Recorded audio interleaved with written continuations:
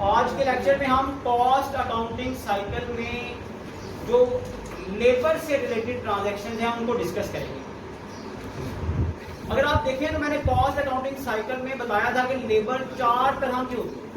अपने अपने रजिस्टर्स निकालें, कॉस्ट अकाउंटिंग साइकिल देखें, मैंने बताया था लेबर 4 तरह की होती है।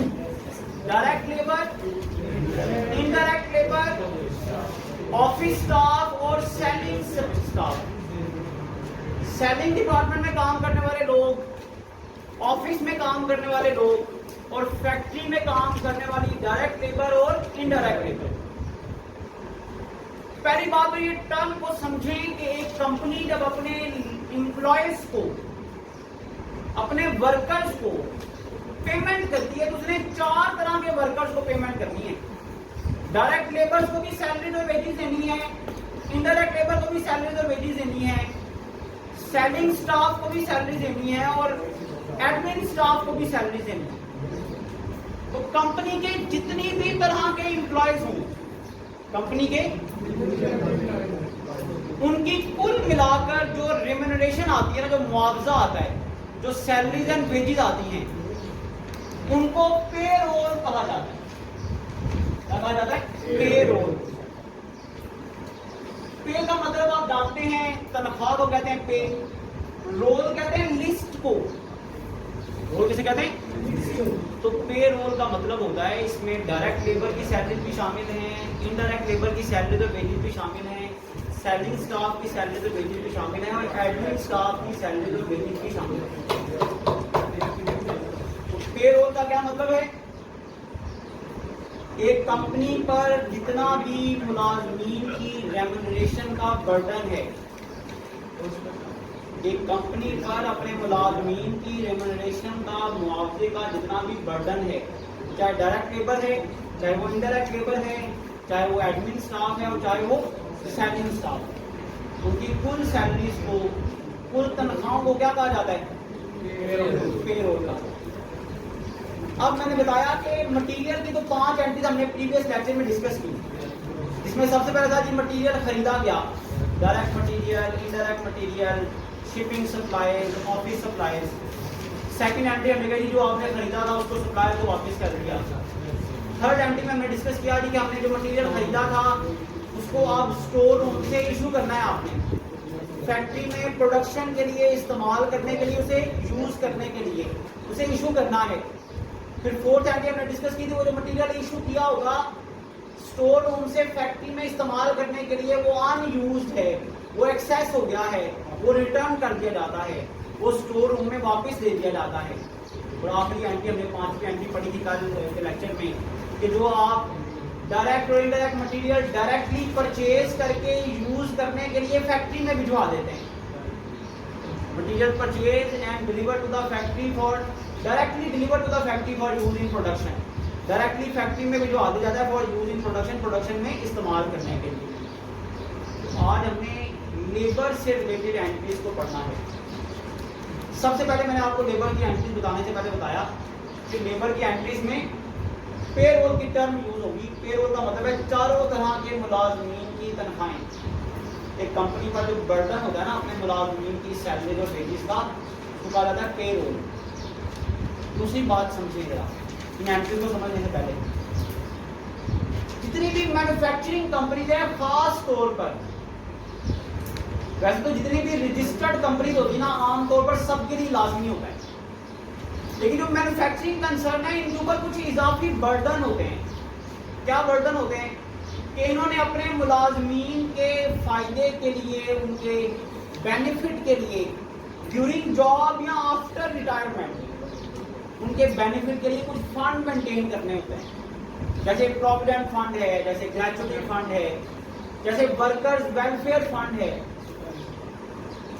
ये फंड मेंटेन करने होते हैं पर्टिकुलरली मैन्युफैक्चरिंग बिजनेस ने और ऑर्डिनरली आमतौर पर हर रजिस्टर्ड कंपनी ने अपने मुलाजमीन के फायदे के लिए फंड्स मेंटेन करने होते हैं ड्यूरिंग जॉब या आफ्टर रिटायरमेंट। दूसरी अहम बात कि मुलाजमीन की जो रजिस्टर्ड कंपनी होती है ना, इनके लिए लाजमी होता है कि मुलाजमीन की सैलरीज में से टैक्स डिडक्ट करना है। मुलाजमीन की सैलरी में से टैक्स डिडक्ट करना है। तो जब मुलाजमीन को तनख्वाहें दी जाती हैं तो दो मेन काम किए जाते हैं। उनकी सैलरीज में से उनके बेनिफिट के लिए बनाया गया जो फंड होता है, provident fund, gratuity fund, superannuation fund, worker welfare fund, मुलाजमीन की माहाना या सालाना तनख्वाहों में से वो रकम काटी जाती है। तो अगर आपने किसी एम्प्लॉय को 25,000 सैलरी पर रखा है ना, तो आपने हर महीने उसको 22,000 देना है, 3,000 काट लेना है। मिसाल देगा, तो एक कंपनी ने अपने मुलाजिम की सैलरी लिखी 25 है, उसे देनी 22 है, 3,000 फंड में जमा करवाते हैं। फंड मतलब इन पैसों को कंपनी काटती है, मुलाजमीन की सैलरी में से पैसे काटती है, तकरीबन उतनी ही रकम खुद भी कंट्रीब्यूट करती है कंपनी। 3,000 एक एम्प्लॉय का काटा, 3,000 कंपनी ने खुद भी कंट्रीब्यूट करवाया। 3,000 कंपनी ने इन पैसों को फंड्स, इन पैसों को जमा करवा दिया जाता है ऐसे मकसद के लिए जहां से कंफर्म प्रॉफिट मिलना हो, रिस्क ना हो कोई।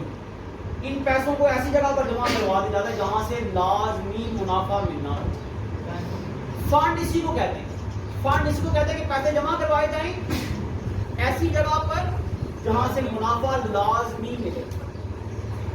होता भी क्या है, ये फंड बढ़ते रहते हैं, टैक्स में भी आप पढ़ते हैं, ये फंड बढ़ते रहते हैं और at the time of retirement ये एम्प्लॉइज को अदा कर दिए जाते हैं या उनकी डेथ की सूरत में उनकी फैमिली को अदा कर दिया जाता है।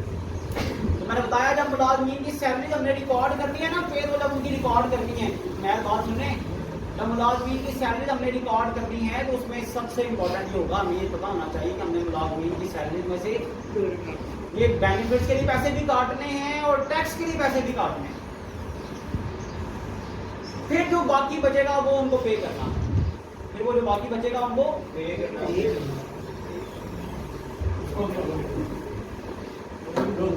मुलाजमीन की सैलरीज में से हमने डिडक्शन भी करनी है, कंट्रीब्यूशन भी लेनी है और हमने उनकी सैलरीज में से टैक्स भी काटना है। जो रिमेनिंग अमाउंट बचेगी वो हमने मुलाजमीन को पे करनी है। अब मैं बता रहा हूँ ये पूरा पैराग्राफ होगा, इस पैराग्राफ के अंदर से 5 एंट्रीज बनेंगी, आपने खुद याद रखनी है ये 5 एंट्रीज कौन सी है। मैं पूरा पैराग्राफ आपके सामने एक एग्जाम्पल के तौर पे लिख देता हूँ। जैसे मैंने कल 5 एंट्रीज अब की थी तो 5 की अलग अलग नरेशन आपको बताई, तो हमने उसके अकॉर्डिंगली उसको रिकॉर्ड किया। आज भी मैं आपको ये पूरा पैराग्राफ लिख देता हूँ, इसमें पेरोल की एंट्रीज होंगी, डिडक्शन होंगी, फिर हम उसको रिकॉर्ड करेंगे। तो आप इसको याद कर लेंगे ना, तो चैप्टर में कोई भी क्वेश्चन हो उसमें ये एंट्री आएगी तो आप उसको आसानी से सॉल्व कर सकते हैं। सब लोग इसे नोट करने शाबाश।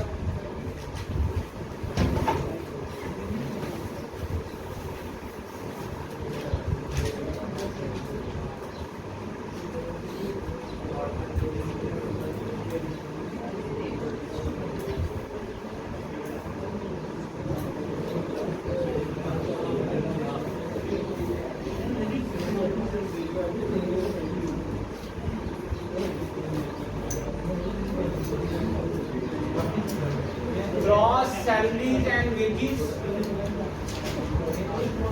gross salaries and wages ₹8 lakh including gross salary और वेजेस 8 लाख हैं, इंक्लूडिंग इसमें डायरेक्ट लेबर की सैलरीज हैं, इसमें इनडायरेक्ट लेबर की सैलरीज हैं,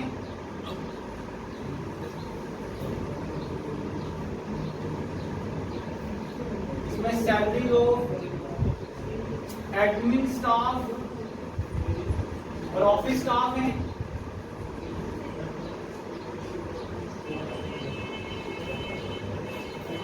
इसमें सैलरी ऑफ सर्विस स्टाफ हैं। टोटल सैलरीज और वेजेस का एक्सपेंस है 8 लाख। इसको नोट करें सब लोग साथ साथ। इसमें डायरेक्ट लेबर कितनी है, और यहाँ पर इसमें डायरेक्ट लेबर है जी 4 लाख, 2.5 लाख की इनडायरेक्ट लेबर है, 1 लाख एडमिन स्टाफ की सैलरीज हैं और 50,000 में है वो सेलिंग स्टाफ की सैलरीज हैं। इस तरह ये 8 लाख बनता है।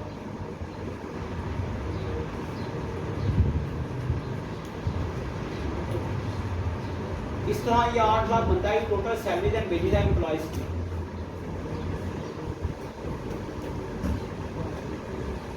Employer deduct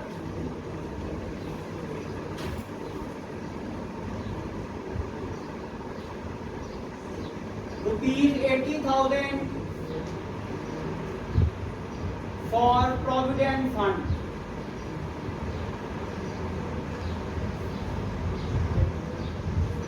and ₹40,000 for worker welfare fund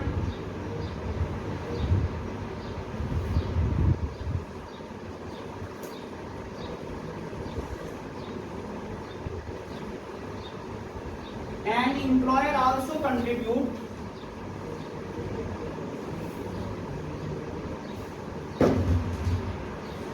₹20,000 as income tax deduction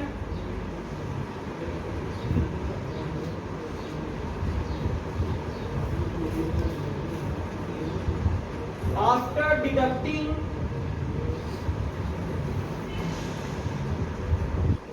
the above, the remaining amount is paid to employees.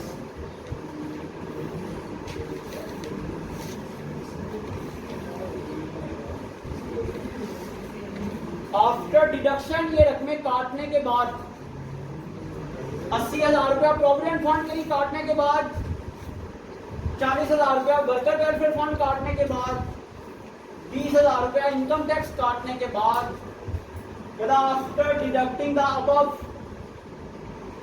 The remaining amount is paid to the employees.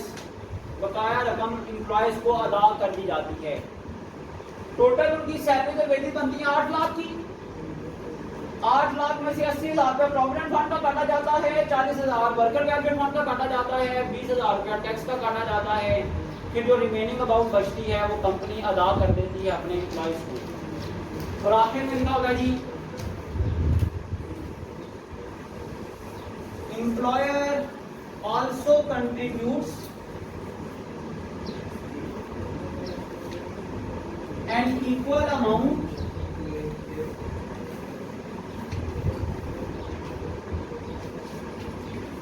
employer also contributes an equal amount towards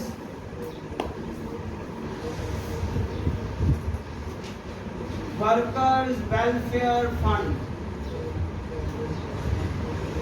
and पे लिखा होगा जी employer भी अपने employees के लिए same amount contribute करता है वर्कर वेलफेयर फंड के हवाले से। मुलाजमीन की सैलरीज में से भी पैसे कटते हैं लेकिन एम्प्लॉयर भी कंट्रीब्यूट करता है equal amount towards the profit worker welfare fund. जितने पैसे एम्प्लॉयज के काटे जाते हैं उतने पैसे एम्प्लॉयर भी कंट्रीब्यूट करता है अपने मुलाजमीन के फायदे के लिए। अब देखिए ये पूरा पैराग्राफ आपके सामने है, क्वेश्चन में भी इसी तरह ही आपको गिवन होगा। इस पैराग्राफ में पेरोल की 5 एंट्रीज हैं जो हर क्वेश्चन में आपने करनी है। हर क्वेश्चन में इसी किस्म से कोई स्टेटमेंट थोड़ी सी चेंज हो सकती है, अदरवाइज ये 5 एंट्रीज और इसी तरह ही लिखी होंगी। वर्डिंग मैंने कहा थोड़ी चेंज हो सकती है, अदरवाइज टेक्निक सेम है, बताने का तरीका उसका वर्डिंग के लिहाज से डिफरेंट हो सकता है। अब इसको कैसे रिकॉर्ड करना है, फर्स्ट एंट्री मैंने बताया इसमें 5 एंट्रीज है, तो 5 एंट्रीज हमें कैसे पता चलेंगे, हम उसको रिकॉर्ड कैसे तरतीब से करेंगे। तो पहली एंट्री इसमें कौन सी होगी, पहली एंट्री में जैसे आप मटेरियल परचेज करते थे, जब मटेरियल परचेज करते थे तो कोई फर्क नहीं रखते थे ये डायरेक्ट है, ये इनडायरेक्ट है, ये सेलिंग स्टाफ का है, ये एडमिन स्टाफ का है। जब मटेरियल खरीदते थे इकट्ठा मटेरियल लिखा जाता था और लिखा जाता था मटेरियल कंट्रोल अकाउंट डेबिट, क्या लिखा जाता था। अब जब हम पेरोल रिकॉर्ड करने लगे हैं ना, तो पहली एंट्री में टोटल पेरोल लिखी जाएगी। एंट्री होगी पेरोल कंट्रोल अकाउंट डेबिट। जैसे मटीरियल कंट्रोल अकाउंट में सारा मटीरियल लिखा जाता था, पेरोल कंट्रोल अकाउंट में सारी पेरोल लिखी जाएगी। तो कुल स्टूडेंट्स कितनी पेरोल है जी? टोटल पेरोल है 8 लाख। 8 लाख से पेरोल कंट्रोल अकाउंट डेबिट हो जाएगा। टोटल कुल एम्प्लॉयज की सैलरीज और वेजेस कितनी आ जाएगी? 8 लाख। तो पेरोल कंट्रोल अकाउंट 8 लाख से डेबिट हो गया। क्रेडिट क्या होगा? इसमें से जो डिडक्शन हुई है वो क्रेडिट हो जाए। इसमें से जो डिडक्शन हुई है वो क्रेडिट हो जाए। कौन कौन सी डिडक्शन हुई है जी? इसमें से प्रोविडेंट फंड डिडक्शन क्रेडिट हो जाएगी। Provident fund deduction credit 80,000। Workers welfare fund deduction 40,000 से। इनकम टैक्स डिडक्शन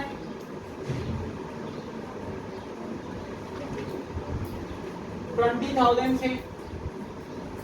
जो डिडक्शन हुई है वो क्रेडिट कर दें। ये टोटल पेरोल 8 लाख की थी, उसमें से 80,000 उनके प्रोविडेंट फंड के लिए काट लिया गया, 40,000 उनके वर्कर वेलफेयर फंड के लिए काट लिया गया, 20,000 इनकम टैक्स काट लिया गया। जो रिमेनिंग अमाउंट है वो आपकी कहलाती है accrued payroll. Accrued payroll. Accrued payroll का मतलब ये वो पेरोल है जो अब आपने पे करनी है। Accrued mean payable, accrued mean outstanding, payable amount. कितनी बाकी बचेगी? 8 लाख में से अगर ये डिडक्शन हो जाती है तो बाकी कितनी बचेगी? 5,60,000। 6,60,000। एक्रूड पेरोल आ गई जी 6,60,000। 6,60,000। एक्रूड पेरोल आ गई जी 6,60,000। ये रिकॉर्डिंग ऑफ पेरोल है। जो पेरोल की आपने रिकॉर्डिंग की है ये वो है। पेरोल की रिकॉर्डिंग की पहली एंट्री होगी, पेरोल सारी की सारी डेबिट हो जाएगी। जो डिडक्शंस की हैं वो क्रेडिट हो जाएगी, जितनी बाकी बचेगी वो एक्रूड पेरोल लिख दी जाएगी। इसकी दूसरी एंट्री खुद याद रखना है कि पहली एंट्री होनी है, दूसरी एंट्री कौन सी होनी है। देखिए लिखा हुआ है कि डिडक्शंस के बाद आफ्टर डिडक्टिंग द अबव, ऊपर वाली डिडक्शंस के बाद रिमेनिंग अमाउंट पे कर दी गई है। अब देखें ये डिडक्शंस करने के बाद कितनी अमाउंट बचती है? 6,60,000। ये आपने पे करना है।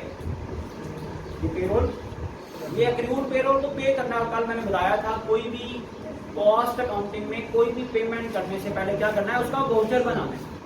तो इस एक्रूड पेरोल को डेबिट करें क्योंकि हम इसको पे करने जा रहे हैं।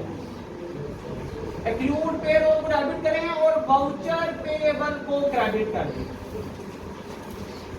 क्योंकि हम इसको पे करने से पहले इसका क्या बनाएंगे? वाउचर बनाएंगे। इतने पोर्शन का एक्रूड पेरोल अकाउंट डेबिट हो जाएगा और वाउचर पेएबल अकाउंट क्रेडिट हो जाएगा, क्योंकि इसको पे करने से पहले इसका वाउचर बनाना है। तो पहली ट्रांजैक्शन में आपने टोटल पेरोल लिखनी है, उसमें से जितनी डिडक्शंस करनी है वो क्रेडिट कर देनी है। दूसरी एंट्री में आपने एक्रूड पेरोल को पे करने से पहले उसका क्या बनाना है? वाउचर बनाना है। तीसरी एंट्री में बेटा ये जो वाउचर बनाया है इसको पे कर देंगे। ये जो वाउचर पेएबल बनाया है इसको पे करेंगे तो वाउचर पेएबल अकाउंट डेबिट हो जाएगा और कैश अकाउंट क्रेडिट हो जाएगा 6,60,000।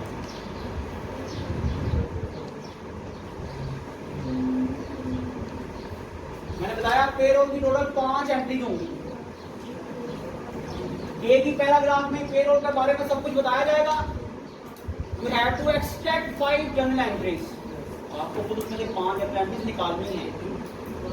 पहली एंट्री में टोटल पेरोल को लिखना है, जो डिडक्शन है हमको क्रेडिट कर दें, जो बाकी बचेगा उसे एक्रूड पेरोल में लिख दें। जितनी वो एक्रूड पेरोल होगी नेक्स्ट एंट्री में उसका वाउचर बना दें और थर्ड एंट्री में उस वाउचर को पे कर दें। फोर्थ एंट्री कौन सी होगी?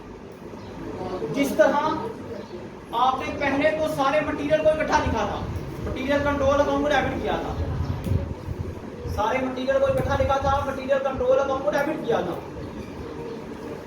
फिर आपने जैसे जैसे मटेरियल इस्तेमाल होता गया, डायरेक्ट मटेरियल को वर्किंग प्रोसेस में लिख दिया, इनडायरेक्ट मटेरियल को एफओएच में लिख दिया, सेलिंग स्टाफ की सैलरीज को सेलिंग एक्सपेंस कंट्रोल अकाउंट में लिख दिया और एडमिन स्टाफ की सैलरीज को एडमिन एक्सपेंस कंट्रोल अकाउंट में लिख दिया।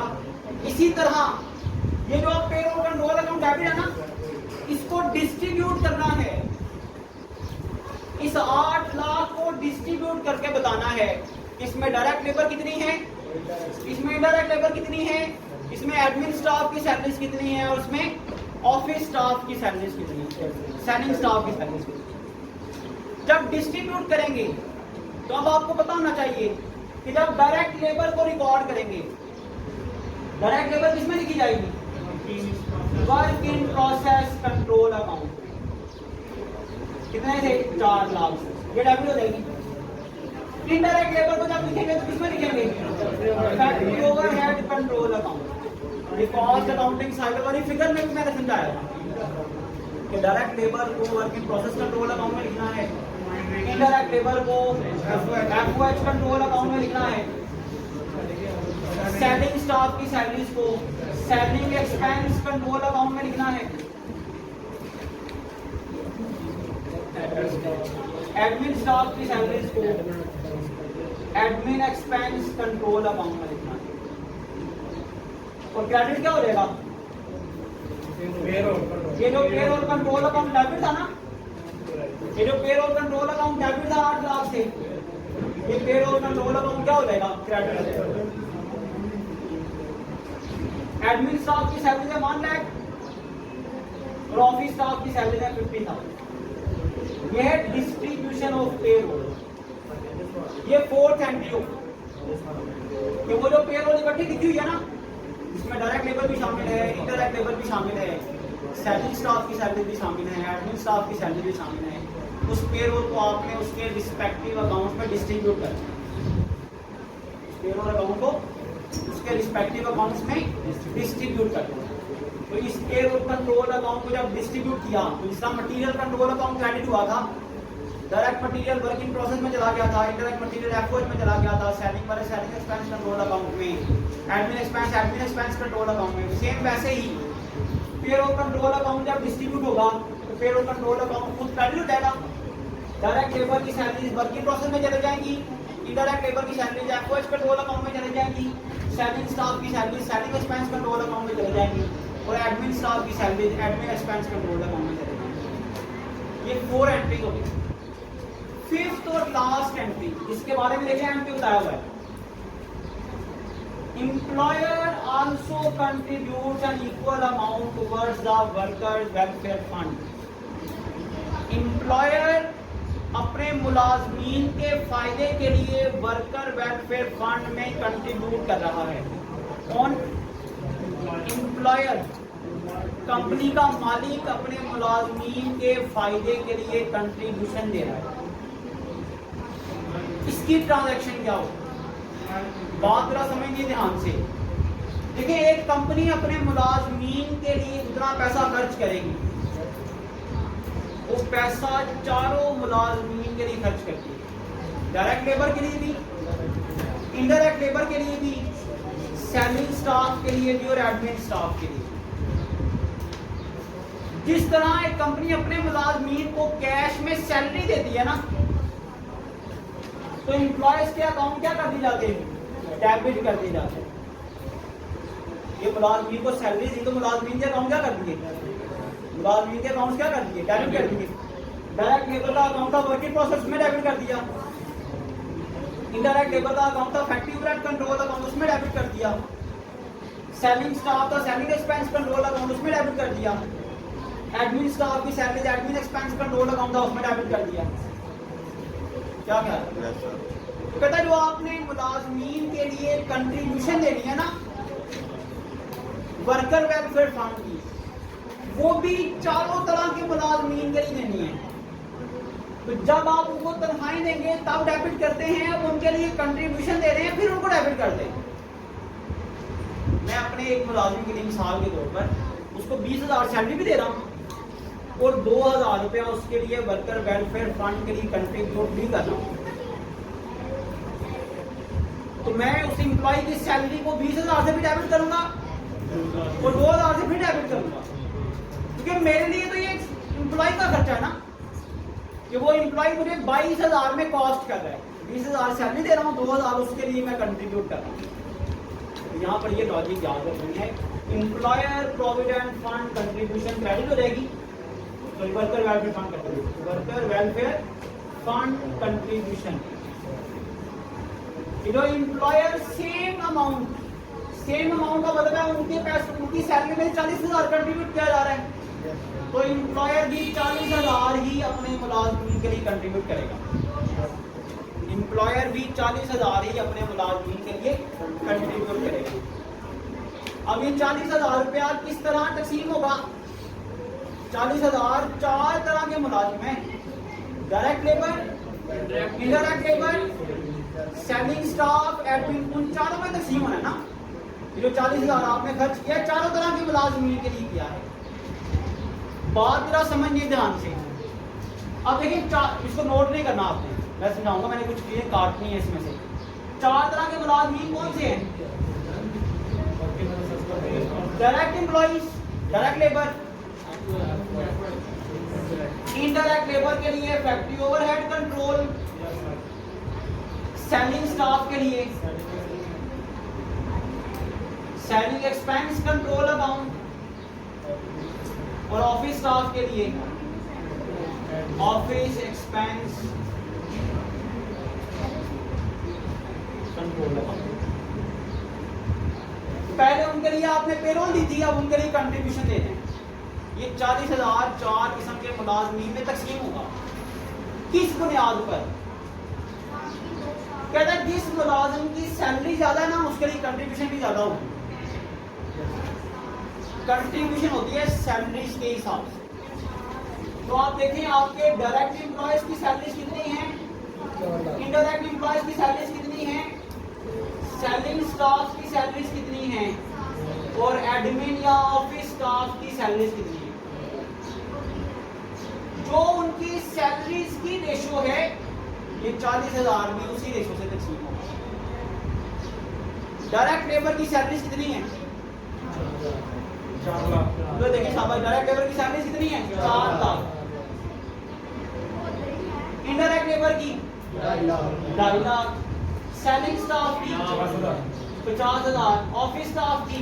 कहता है ये जो टोटल सैलरीज और वेजेस 8 लाख की बनती है ना, इनमें ये जो निस्बत है, ये जो रेशो है, ये 40,000 भी उसी रेशो से इन चारों में तकसीम होगा। लेकिन फर्क क्या है?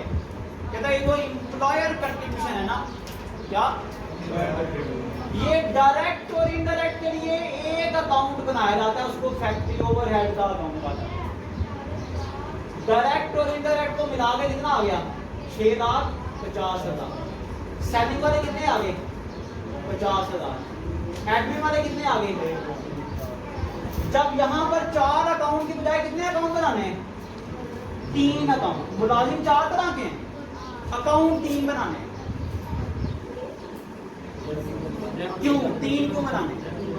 वैसे तो 4 तरह के एम्प्लॉयज हैं, चारों के लिए कंट्रीब्यूट करना है। इस 40,000 में भी चारों तरह के एम्प्लॉयज के लिए कंट्रीब्यूशन शामिल है। इस 40,000 में भी चारों तरह के मुलाजमीन के लिए कंट्रीब्यूशन शामिल है।